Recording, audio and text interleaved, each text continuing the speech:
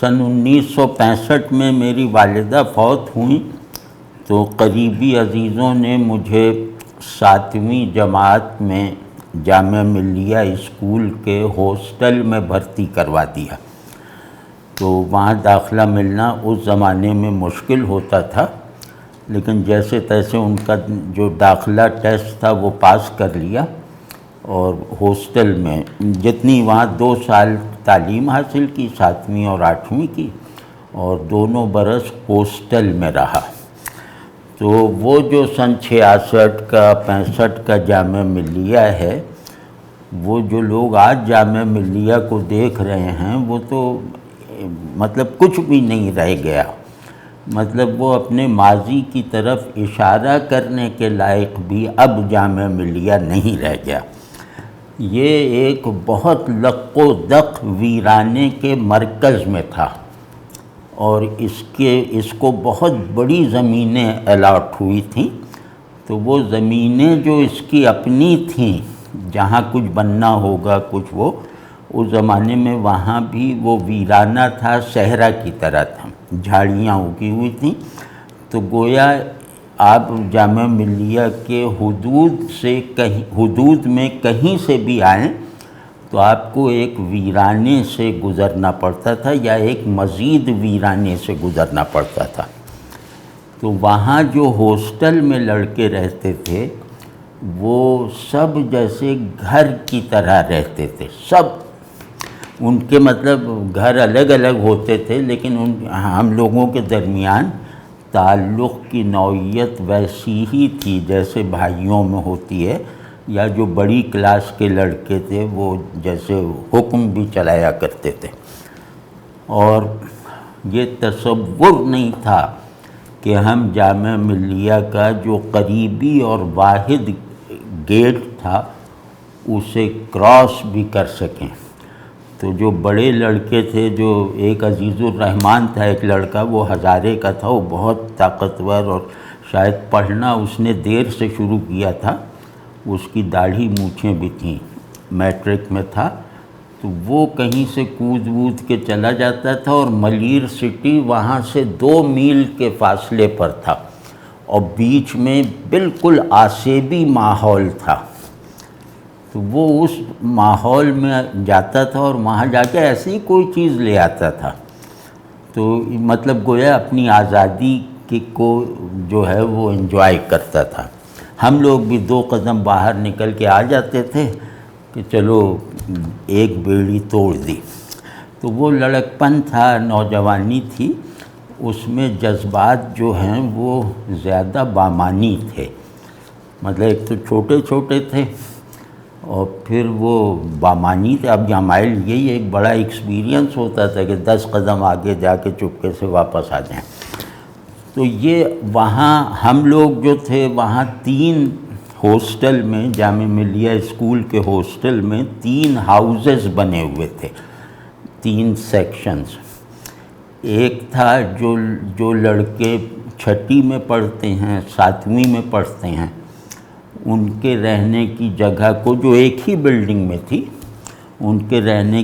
کا جو وہ تھا اسے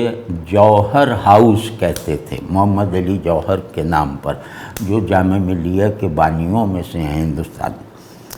پھر جو متوسط تھے، جو 8ویں میں تھے، 9ویں میں تھے،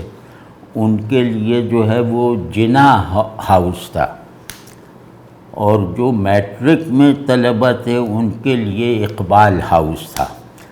تو عام طور پر ہم لوگوں کی کوشش یہ ہوتی تھی کہ اقبال ہاؤس والوں کو اپنے سے راضی رکھیں، کیونکہ وہ صرف ایسا ماحول نہیں تھا کہ صرف کراچی والے پڑھ رہے ہیں۔ اقبال ہاؤس میں غوث بخش بزنجو کا لڑکا بھی تھا، سفر خان بزنجو، وہ بھی بہت بڑا تھا عمر میں، اور ایک عبدالحمید اچکزئی ایک بڑا کوئی سردار زادہ تھا۔ تو اس طرح کے لوگوں سے ہمارے یہ مفادات ہوتے تھے کہ یا کوئی مصیبت آ جائے تو تم بچا لینا، یعنی کوئی جیسے وارڈن مارنے لگے تو ذرا روک لینا، تو اور وہ ایسا کرتے بھی تھے۔ تو یہ جو مطلب تھوڑا سا میں نام لے لوں تاکہ اگر کوئی زندہ ہے تو وہ یاد کر لے، رابطہ کر لے۔ تو ان میں ہاسٹل کا ساتھی تو میرے نہیں تھا،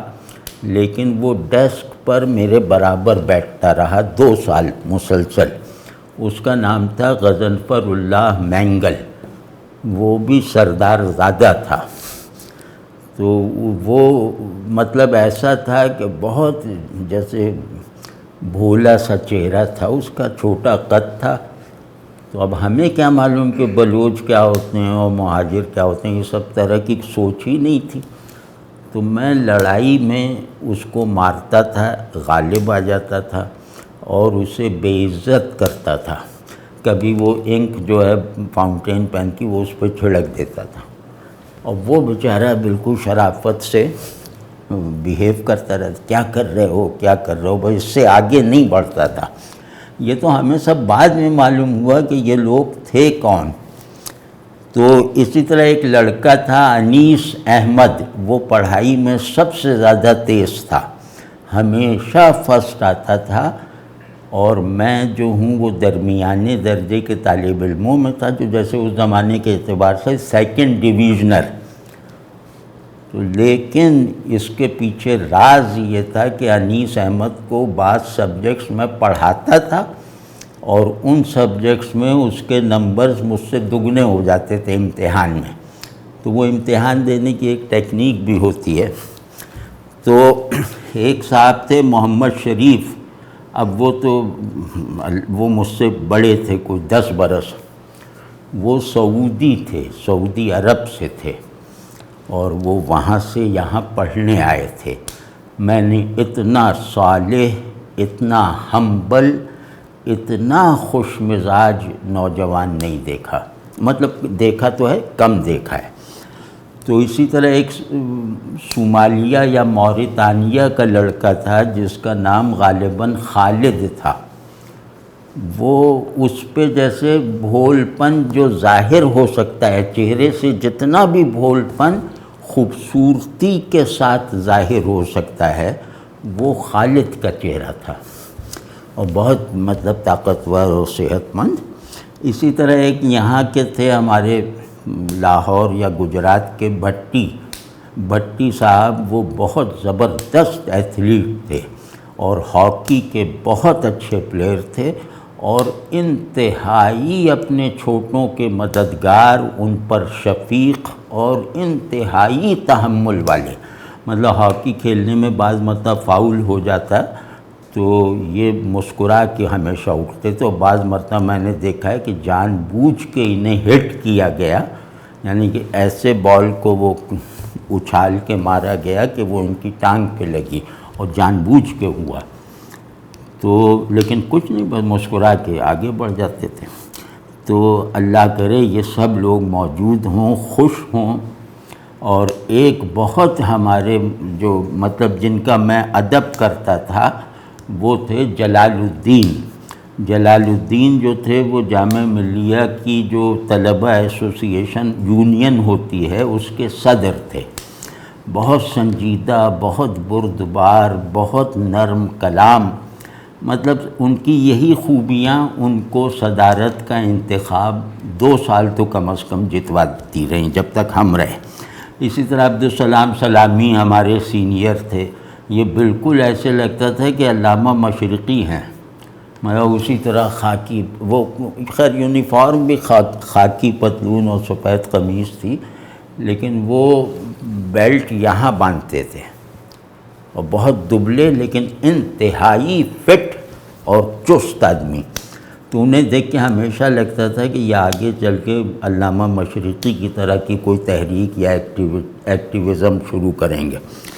اور پھر ایک صاحب تھے جو میرے بڑے سینئر تھے، اور وہ مجھ پہ مہربان بھی تھے، اور جامعہ میں کوئی طالب علم، میرا خیال ہے کہ جامعہ ملیہ کی تاریخ میں کراچی کی 2 طالب علم ایسے ہیں جو بہت نامور ہیں، ان سے زیادہ نام کسی نے نہیں پیدا کیا۔ تو ایک ڈاکٹر شیر شاہ، وہ ڈاکٹر بھی ہیں، سوشل ورکر بھی ہیں، اور فکشن رائٹر بھی ہیں، ادیب بھی ہیں، مشہور ہیں۔ اور دوسرا جو نام ہے وہ شفیع نقی جامعی کا ہے۔ تو میں ان کے ساتھ نتھی کر دیا جاتا تھا تقریری مقابلوں میں، تو ایسا کبھی بھی نہیں ہوا کہ ہمیں فرسٹ پرائز ملا ہو، اور ایسا بھی کبھی نہیں ہوا کہ فرسٹ پرائز جو ہے وہ شفیع نقی کو نہ ملا ہو۔ ان کی ایک بالکل دھاک سی تھی، یعنی اساتذہ بھی ان سے تھوڑا تھوڑا مرعوب رہتے تھے، بالکل جیسے خطیبانہ فطری آہنگ ہوتا ہے۔ تو خطابت کے فنی تقاضے جو ہوتے ہیں اس کو یہ جس خوبی سے نبھاتے تھے، تو مثال طور پہ ان کے بعد ہم لوگ دہلی کا سوسائٹی کے کالج میں گئے، اسکول میں گئے تقریری مقابلے میں تقریری بھول گیا، تو یہ پھر بہرحال آئے، انہوں نے تقریر شروع کی، تو میں نے دیکھا جو ججز ہیں وہ آنکھیں پوچھ رہے تھے، اور پھر جب فیصلے کا اعلان کرنے جو سینئر جج ہوتا ہے وہ آتا ہے، تو انہوں نے کہا کہ یہ کون ہے، اس کی تقریر تو ہمیں بہا لے گئی۔ یہ 9ویں جماعت کے لڑکے کا حال تھا۔ پھر ماشاءاللہ یہ کراچی یونیورسٹی میں بھی یونین کے صدر رہے، پھر انگلینڈ چلے گئے، وہاں BBC میں بہت کام کیا۔ مطلب یہ کہ بہت باکمال، بہت شستہ مزاج، اور بہت اپنے چھوٹوں پر مہربان، جیسے میری سب ناکامیاں وہ چھپا لیتے تھے۔ یہی واقعے میں جب میں بھول گیا تقریر، تو انہوں نے جامعہ میں کسی کو پتہ نہیں چلنے دیا، تو یہ بڑی ظرف کی بات ہوتی ہے۔ تو اسی جامعہ ملیہ کراچی اسکول میں ایک ایسی ہستی سے ہم نے، یا یوں کہہ لیں میں نے انتہائی ناگوار سبجیکٹ اپنے انتہائی محبوب استاد سے پڑھا ہے، اور کبھی ان کی کسی بھی توقع پہ پورا نہیں اترا۔ وہ تھا حساب کا مضمون۔ مجھے اس سے بالکل جیسے کسی طرح کی کوئی مناسبت نہیں تھی، بلکہ ایک مرتبہ سہ-ماہی امتحان میں میرے 100 میں سے 72 نمبر آ گئے، تو مجھے اب انہوں نے کھڑا کر دیا بینچ پر، کہنے بتاؤ کس کی نقل ماری ہے؟ اب میں کہا میں نے کہاں کی ہے؟ کہنے نہیں یہ ہو ہی نہیں سکتا، حالانکہ میں نے نہیں نقل وغیرہ نہیں کی، وہ بس تکے میں ہو گیا وہ 72 نمبر، جو پھر مطلب کبھی بھی نہیں آئے۔ تو اس میں اس نالائق شاگرد کو، اس بد ذوق یعنی میں خادم کو، انہوں نے بالکل اپنے بیٹوں کی طرح رکھا، کیونکہ وہ کیمپس میں ہی رہتے تھے، تو شام کو روز ان سے آمنا سامنا ہوتا تھا، یا مسجد میں جو ہم جبراً نماز پڑھنے جاتے تھے کیونکہ وہاں حاضری لگتی تھی، تو وہاں یہ جو ہے یہ دیکھ لیتے تھے۔ تو یہ صاحب جو میری نظر میں ماڈل ٹیچر ہیں، ان کا نام تو عبد المجید صاحب تھا، لیکن ان کو ہر کوئی، یعنی بورڈ آف گورنرز میں ڈاکٹر محمود حسین جو بانی جامعہ ملیہ تھے، ان سے لے کر اسکول کا گھنٹہ بجانے والے چپراسی تک سب انہیں ابا جان کہتے تھے، مطلب جیسے ان کا نام پڑ گیا تھا ابا جان ابا جان۔ اور میرا اندازہ یہ ہے کہ کچھ لڑکوں کو یا کچھ وہاں اس ماحول میں موجود لوگوں کو ان کا اصلی نام نہیں معلوم تھا، بس سب ابا جان ابا جان۔ تو مطلب میں کیا عرض کروں کہ استاد کی بے لوثی، شاگرد سے کوئی توقع نہیں، استاد کی سخت گیری جو اس کی تربیت کے، طالب علم کی تربیت کے لیے ضروری ہے، اس پر اخلاقی نگرانی رکھنا، اور اس کے ساتھ ساتھ ہر تکلیف میں سب سے آگے رہنا، اپنے شاگردوں کی کسی بھی تکلیف میں اگر کوئی پہلی کمک اور مدد پہنچے گی تو وہ ابا جان کی طرف سے ہوگی۔ جیسے میں اپنا واقعہ سناتا ہوں کہ میرا جب داخلہ ہوا تو اس زمانے میں یہ شرط تھی کہ آپ 10 جوڑے کرتے اور کرتے پاجامے کے لے کر آئیں، سلوا کے لائیں۔ سفید کرتا پاجامہ ہاسٹل کا یونیفارم تھا۔ تو اب میرے پاس 8 ہی نکلے، تو وہ ایک شور مچ گیا کہ یہ تو 2 کم ہیں۔ تو ابا جان وہیں کہیں قریب سے گزر رہے تھے ایڈمیشن آفس سے، تو وہاں انہوں نے کہا بھئی کیا ہوا تمہیں؟ اب دیکھیں مجھے وہ نہیں جانتے، میں انہیں نہیں جانتا۔ تو انہوں نے کہا جناب اس نے ایک رول کی خلاف ورزی کی ہے، یہ 8 جوڑے لایا۔ تو انہوں نے کہا 2 ہمارے نام سے لکھ دو، وہ شام کو پورے، شام یا کل شام کو پورے ہو جائیں گے۔ یہ میرا ان کا پہلا تعارف تھا، ان کی زبان سے نکلا ہوا وہ پہلا فقرہ تھا جو میں نے سنا، اور سنتے ہی اللہ جانتا ہے کہ اندر ایسی ایسی گھنٹیاں بجنے لگیں، ایسے ایسے رنگ جیسے بکھرنے لگے کہ جو شاید جنت میں ملیں تو ملیں، اس طرح کا سکون، اس طرح کی سرشاری اور اس طرح کی جان نثاری کا جذبہ کہ اس پر میں اپنی جان دے سکتا ہوں۔ اب مجھے کیا معلوم ان کی کیا صلاحیت ہے، کیا پڑھاتے ہیں، لیکن وہ بالکل کہہ کے اور ایک دم چلے گئے۔ یہ مطلب گویا وقت ہی نہیں دیا کہ میں ان کا شکریہ ادا کروں، یا وہ جو چیک کر رہا تھا کپڑے وغیرہ اس کو کسی سوال کا موقع ملے، بس نکل گئے۔ تو ان کی بات ظاہر ہے کوئی نہیں ٹال سکتا تھا۔ تو یہ ہمارے ابا جان،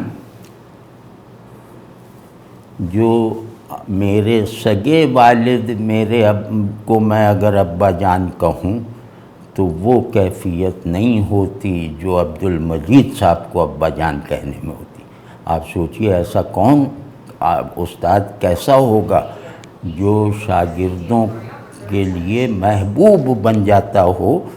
اپنے معروف رشتوں کے مقابلے میں بھی، اور اس کی محبوبیت کی وجہ اس کا کوئی دینی افادہ نہیں ہوتا، یعنی ایسا نہیں ہوتا کہ میں اس سے دین سیکھ رہا ہوں، قرآن پڑھ رہا ہوں یا اپنا تزکیہ کروا رہا ہوں، اس کا مرید ہوں، یہ سب بالکل نہیں۔ وہ تو حساب پڑھاتے تھے، تو لیکن میں نے کسی استاد کی ایسی مسخر کر دینے والی جو محبت ہے وہ نہیں محسوس کی، مطلب اسکول کالج یونیورسٹی کے اساتذہ میں۔ تو یہ خاکسار تھے غالباً جوانی میں، پاکستان بننے سے پہلے۔ یہ اس وقت بوڑھے تھے جب میں نے انہیں دیکھا، تو جیسے خاکساروں کا روایتی حلیہ تھا، تو وہی وہ خاکساروں والی ٹوپی اور علی گڑھ کاٹ کا پیجامہ جو تنگ موری کا ہوتا ہے، اور ایک اٹنگی سی قمیص، اور اس کے اوپر ٹسر ایک کپڑا ہوتا ہے، پتہ نہیں ہوتا ہے نہیں ہوتا، تو وہ ٹسر کے کپڑے کا کوٹ جو ماؤ کوٹ کی طرح تھا، جیسے علامہ مشرقی پہنتے تھے، تو اس 2 رنگ کے کوٹ وہ ہر وقت پہنے ہوتے تھے، ایک کیا نام ہے فیروزی اور ایک خاکی، اور پاؤں میں ربر کے جو پمپ شوز ہوا کرتے تھے اس زمانے میں، وہ پہن کے وہ اس رفتار سے چلتے تھے کہ اگر انہیں پیچھے سے دیکھا جائے تو ان کی عمر زیادہ سے زیادہ 30 برس کا اندازہ لگائے گا کہ کوئی جوان ہے جو چلا جا رہا ہے۔ میں نے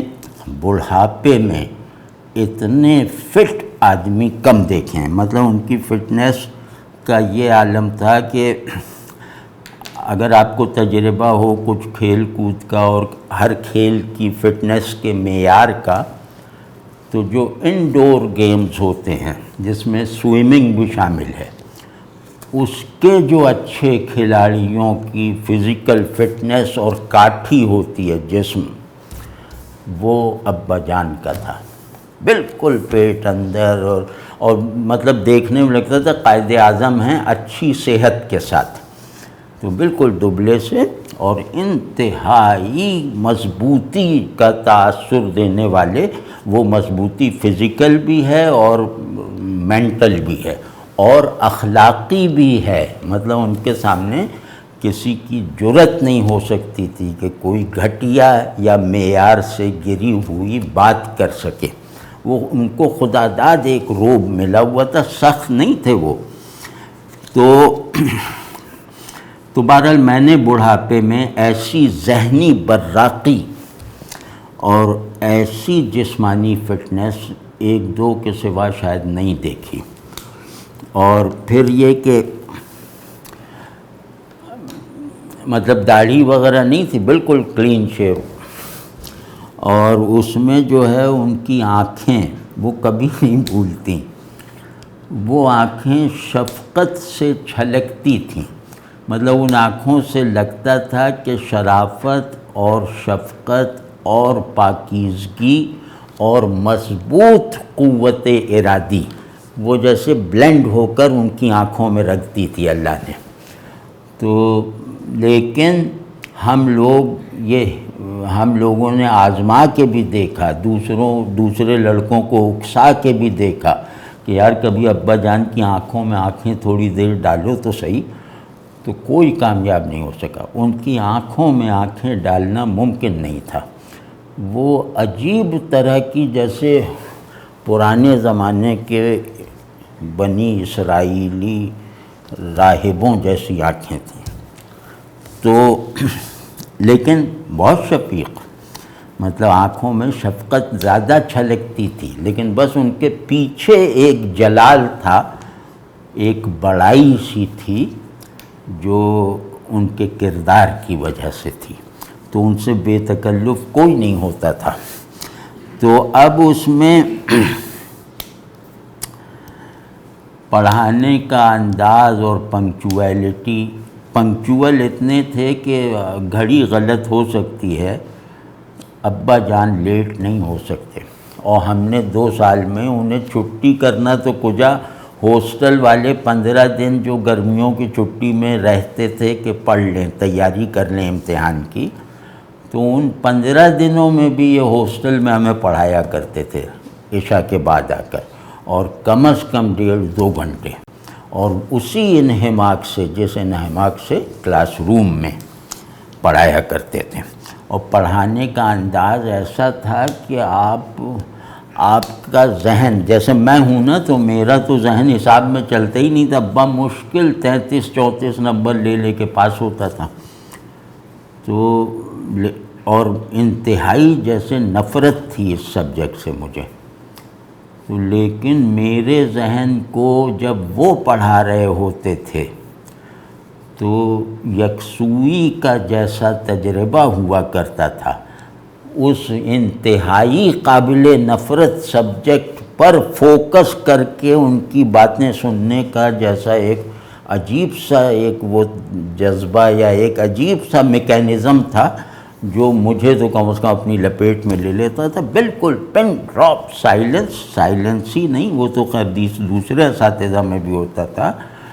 پلک جھپکنے کا بھی احساس نہیں ہوتا تھا. مطلب سب لوگ جیسے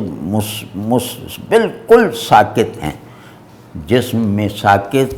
آنکھ میں فوکس کرنے والے، اور دماغ کو بالکل ایک ڈوری کی طرح بلیک بورڈ سے بندھا ہوا محسوس کرنے والے. ایسا میں نے کوئی ٹیچر نہیں دیکھا. تو اور پڑھاتے اس طرح نہیں تھے کہ آئے اور سبق دے کے چلے گئے، بیچ میں ٹیسٹ بھی کرتے رہتے تھے. یہاں ذرا ادھر آؤ، تم ادھر آؤ، یہ ذرا لکھو. تو لیکن مجھے کبھی انہوں نے نہیں بلایا. وہ صرف اس کو بلاتے تھے جس کے بارے میں ان کو پیشگی یقین ہوتا تھا کہ یہ جو سوال میں اس سے پوچھوں گا یہ کر لے گا. تو ہم تو ظاہر ہم کہاں سے کر لیتے، تو ہمیں کبھی نہیں بلایا انہوں نے. تو وہ جیسے ششماہی اور سالانہ امتحانات کی تیاری میں جو ان کی مصروفیت رات کو ہو جاتی تھی، وہ بلا معاوضہ کسی اوور ٹائم کے بغیر ہوتی تھی. اس کا معاوضہ انہیں اسکول سے نہیں ملتا تھا. تو بس وہ ایک پیشن تھا، ایک مشن تھا، ایک مشنری کی طرح تھے وہ. تو ان ابا جان جو ہمارے ہیں، جو اللہ نے چاہا تو جنت وہ میدان حشر میں اور اللہ نے جنت میں اگر پہنچا دیا تو جن لوگوں کو دیکھنے کی اس وقت دلی اور شدید خواہش ہے ان میں ایک ابا جان بھی ہیں۔ تو انتہائی ڈسپلنڈ، بالکل نظم و ضبط کے بنے ہوئے، اور کلاس میں کسی بھی شاگرد کی رعایت نہیں کرتے تھے۔ ان کا بیٹا بھی ایک ہمارے ساتھ پڑھتا تھا، نہیں بیٹا نہیں پوتا، تو وہ اس سے بالکل جیسے اجنبی بنے رہتے تھے۔ اور ہم لوگ ہاسٹل میں ہونے کی وجہ سے ان کے گھر میں چائے بہت اچھی بنتی تھی، اور ہاسٹل کا آپ جانتے ہی وہاں چائے وائے کہاں ہوتی، تو ہم کچھ لڑکے ان کے گھر بہانے سے جاتے تھے، کوئی سوال وغیرہ لے کے، یہ بہانہ ہوتا تھا محض کہ ابا جان یہ سمجھ میں نہیں آ رہا، وہ نہیں آ رہا، تو وہ کھڑا نہیں رہنے دیتے تھے، فوراً اندر بلا کے بٹھاتے تھے، ہاں کہو بھائی آپ بتاؤ۔ تو جب ہم وہ سوال نکال رہے ہوتے تھے تو وہ اندر زنان خانے میں آواز دیتے تھے کہ بھئی چائے بنا کے بھیجو اور کھانا کھلا دیں، جو دل چاہے آپ ان سے کوئی خواہش بھی اگر کر دیں نا تو وہ اس خواہش کو بالکل ریلیجسلی پورا کرتے تھے، ایسے مہمان نواز۔ اور اب پھر یہ کہ مطلب ایسے فیاض تھے کہ اپنی بہت محدود سی آمدنی میں 5 مستحق ڈے اسکالرس کی فیس دیا کرتے تھے، یعنی کہ یہ ان کا معمول تھا کہ 5 طالب علموں کی فیس وہ دیں گے، اور جو اس زمانے میں ٹیچرز کی تنخواہیں تھیں اس میں یہ فعل حاتم طائی سے کم نہیں ہے، تو 5 ہر سال ان کا یہی ہوتا تھا، 5 طلبہ وہ منتخب کر لیتے تھے، اور ان کی فیس اور داخلہ فیس اور سب ان کے ذمے ہو جاتی تھی۔ ایک مرتبہ ڈاکٹر محمود حسین صاحب سے ہمارے ہیڈ ماسٹر خواجہ معین الدین صاحب، انہوں نے کہا کہ یہ ابا میاں بلا وجہ، ابا جان بلا وجہ بوجھ لے لیتے ہیں، میں ان سے کہتا بھی ہوں کہ بھئی آپ بتا دیا کریں ان کی فیس معاف کر دیں گے، تو آپ ایسا کوئی آفس آرڈر نکال دیجئے، قانون بنا دیجئے کہ ابا میاں کو اس ذمہ داری کا بوجھ اٹھانے سے نجات مل جائے۔ تو ابا میاں کو بلایا گیا، وہی گورننگ باڈی کا اجلاس ہو رہا تھا، اور تو ڈاکٹر محمود حسین جب یہ آ رہے تھے تو محمود حسین ان کی طرف چل رہے تھے، اور تقریباً دروازے کے قریب جا کے ان کا ہاتھ پکڑا اور اپنی کرسی پہ بٹھایا، جو چیئرمین کی کرسی۔ تو اور یہ کوئی عجیب واقعہ نہیں تھا، وہاں حاضر لوگوں کے لیے یہ کوئی عجیب واقعہ نہیں تھا، کوئی بھی ہوتا ابا جان کے ساتھ یہی کرتا۔ تو اب ابا جان بیچارے وہ پوچھیں کہ بھئی کہ خیریت ہے، کیا ہوا؟ تو انہوں نے پھر یہ سارا ماجرا بیان کیا اور انہیں کہا کہ بھئی آپ کیوں ایسا کرتے ہیں؟ تو انہوں نے کہا نہیں یہ تو میں اپنے سکون کے لیے کرتا ہوں، اپنی ذمہ داری سمجھ کے کرتا ہوں، اس کا مجھے فائدہ پہنچتا ہے وغیرہ وغیرہ، تو آپ ایسا کوئی آرڈر نہ کیجیے۔ تو محمود حسین صاحب نے کھڑے ہو کر ان کے کندھے کو جیسے شاگردوں کی طرح تھپ تھپاتے ہوئے، ڈاکٹر محمود حسین شرافت کا مجسمہ تھے، وی سی کراچی یونیورسٹی تھے اس وقت، تو کہنے لگے کہ اچھا بھائی بتاؤ یہ کہ 5 لڑکوں کا کتنا صرفہ یہ اٹھاتے ہیں؟ تو فوراً منگوا لیا گیا، تو پتہ چلا کہ اتنی رقم، فرض کیا 500 روپے 200 روپے، تو محمود حسین صاحب نے کہا کہ بھئی جو رقم لگ رہی تھی، جیسے اگر وہ 500 تھی تو انہوں نے کہا کہ 1000 روپے ان کی تنخواہ بڑھا دیں، مطلب اس رقم سے جو یہ خرچ کرتے تھے اس سے دگنی رقم ان کی تنخواہ میں اضافہ کر دی جائے۔ اس پر یہ غصے سے کھڑے ہوئے، اور جو دیکھنے والے ہیں ان کا بیان یہ ہے کہ انہوں نے ڈاکٹر محمود حسین، وہ ڈاکٹر ذاکر حسین کے جو چھوٹے بھائی، ان کے ہاتھ کو اپنے کندھے سے جیسے جھٹک دیا، اور غصے میں کہیں کہ میں اس سے زیادہ جو ہے وہ اپنی توہین والی بات نہیں سن سکتا، اور واک آؤٹ کر گئے، یعنی اپنی تنخواہ میں اضافہ نہیں ہونے دیا، جو ہر طرح سے ان کا حق تھا۔ تو اسی طرح جب وہ مطلب ان کا ادب لوگ اس طرح کرتے، غوث بخش بزنجو وغیرہ آتے تھے، بڑے بڑے سردار وہاں پہ، کیونکہ جامعہ ملیہ سے بلوچستان میں بہت دلچسپی تھی، بلوچستان کے سرداروں کی اولاد یہاں پڑھا کرتی تھی، تو یہ جب سردار ٹائپ کے لوگ آتے تھے تو باقاعدہ ان کا گھٹنا چھوتے تھے۔ یہ تو ہم نے بارہا دیکھا ہے، غوث بخش بزنجو، عطا اللہ مینگل وغیرہ، وہ ابا جان کا گھٹنا چھوتے تھے، کھڑے ہیں تو جھک کر، بیٹھے ہیں تو تیزی سے بڑھ کے گھٹنے پہ ہاتھ رکھتے تھے، اور ابا جان کے چہرے پہ کوئی تاثر نہیں، مطلب یہ کہ ارے بھائی دیکھ رہو کون ہمارا گھٹنا چھو رہا ہے، یہاں تو مطلب کوئی گھٹنا مار دے اس طرح کا سردار تو لوگ تصویر بنوا لیں، بالکل نہیں، بالکل بے پرواہ، بے نیاز، اور ان سے ملاقاتی پر فرض تھا جیسے کہ ان سے جھک کے ملے، ان سے ہر ملنے والا ان سے جھک کے ملتا تھا، اتنی بڑی یہ شخصیت تھے۔ تو اس میں جو ہے جب ہم لوگ میں اسکول سے نکل آیا، 8ویں کے بعد میں نے اسکول چھوڑ دیا، کہیں اور چلا گیا ہوں گا، تو اس کے بعد میں کوئی 10 برس بعد ابا جان سے ملنے جامعہ ملیہ کیمپس میں پہنچا ان کے گھر، تو وہ ویسے ہی چاق و چوبند، اور یہ کہنے اب ہماری یاد آئی ہے، اور لا حول ولا قوت، اور تھوڑا سا جیسے محبت آمیز لہجے میں ڈانٹا بھی، اور جیسے یہ جتا بھی دیا کہ اپنی یہ کمزوری دور کرو، تم ایک شہر میں رہتے ہوئے استاد سے 10 سال بعد ملنے آ رہے ہو۔ تو پھر وہ جو ہے اس میں یہ فرمایا کہ بھئی رہنے دو، تم کیا بتاؤں اب میں تمہیں کہ میرے ہزاروں شاگرد تو ہوں گے، میں 45 سال 50 سال سے پڑھا رہا ہوں، وہ ہزاروں شاگردوں کے چہرے میرے حافظے میں ہیں، اور ان میں سے کسی کو بھی میں اپنے بیٹوں سے کم نہیں محبوب رکھتا۔ اب یہ ابا جان کہہ رہے ہیں، ابا جان کا مطلب یہ ہے کہ سچ ان کے قول کے مطابق ہوگا، ان کا قول سچ کے مطابق نہیں ہوگا، آپ سمجھئے، ایسے سچے تھے وہ۔ تو اب میرا ذرا سا رونے بھی لگا، اور یہ وہ، تو پھر بڑی دیر تک بٹھائے رکھا اور کہا کہ ڈرو نہیں، تمہیں پیدل نہیں جانا پڑے گا، وہ میں بلاتا ہوں کسی کو تمہیں چھوڑ آئے گا۔ تو وہ سارا واپسی کا بھی انہوں نے بندوبست کر دیا۔ پھر اس کے 2 سال نہیں، پھر اس کے 6 مہینے بعد میں چلا گیا تھا کراچی سے باہر، تو 6 مہینے بعد میں دوڑا دوڑا ان کے گھر گیا، تو یہ صاحب فراش تھے، مطلب بستر پہ تھے،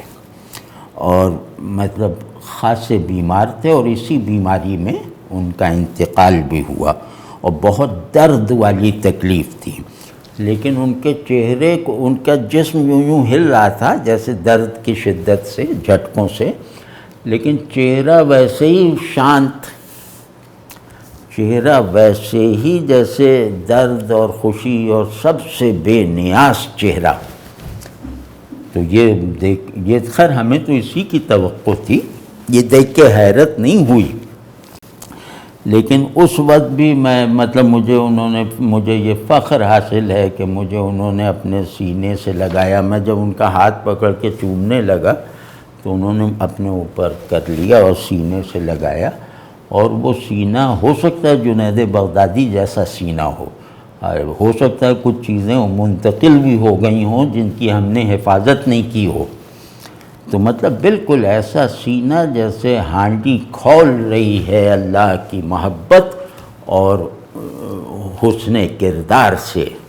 یعنی دل کو پورا پیشن جو آدمی بنا لیتا ہے اس کے یہاں وہ شعلہ بھڑکتا ہے اور اس سے گلے ملنے والے کو محسوس ہو جاتا ہے۔ تو بالکل ایسے ہی تھا۔ بعد میں کیونکہ مجھے سب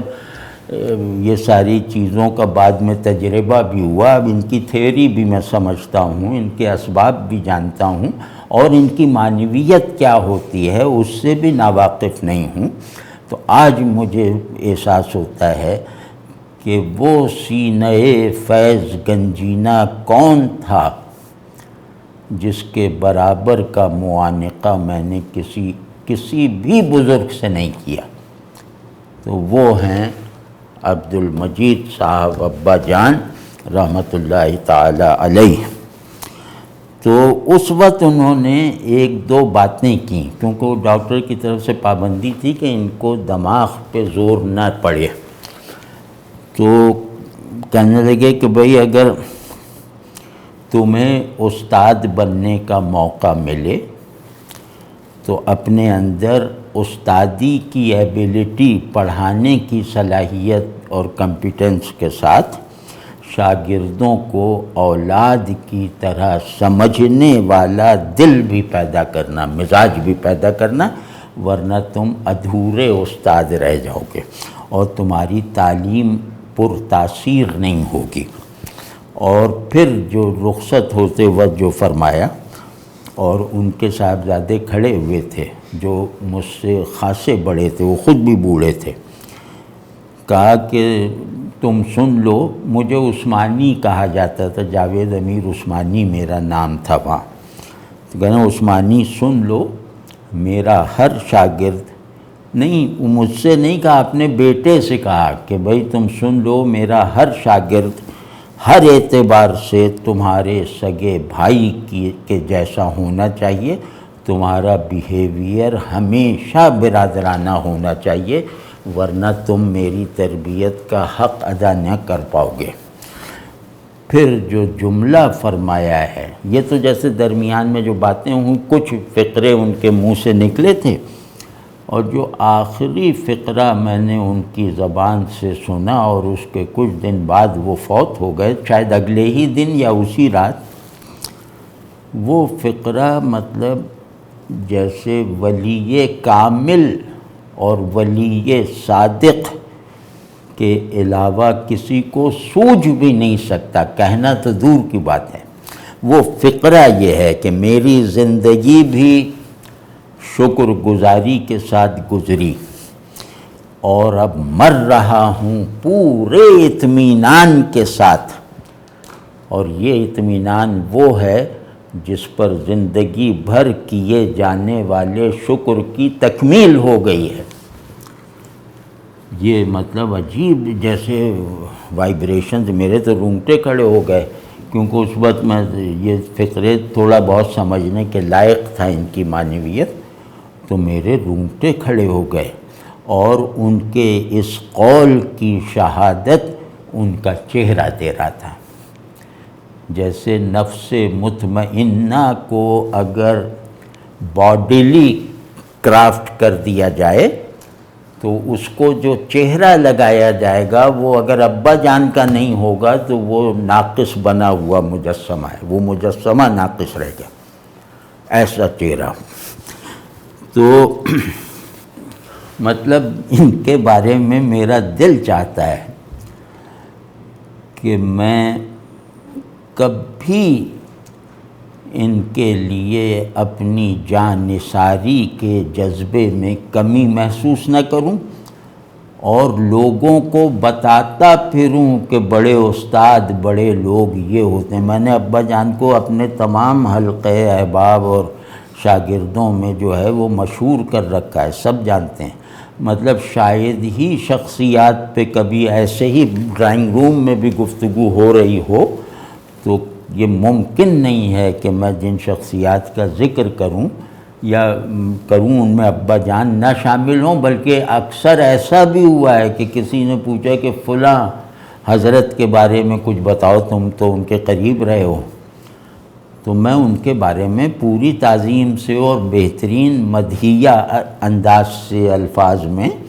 بیان کر دیتا ہوں، اور اس کے بعد اسی میں سے ابا جان کے ذکر کا موقع نکال لیتا ہوں۔ مطلب میرے نزدیک ماڈل آدمیت کی تشکیل کے مظاہر کا ذکر اس وقت تک مکمل نہیں ہو سکتا جب اس میں ابا جان نہ شامل ہوں ان کا تذکرہ۔ تو اللہ ان کو رسول اللہ صلی اللہ علیہ وسلم کا صحابی بنائے جنت میں، اور انہیں ہمارا ذریعہ نجات بنائے، انہیں ہمارا شفیع بنائے۔ اللہ کرے کہ ایسا ہو جائے۔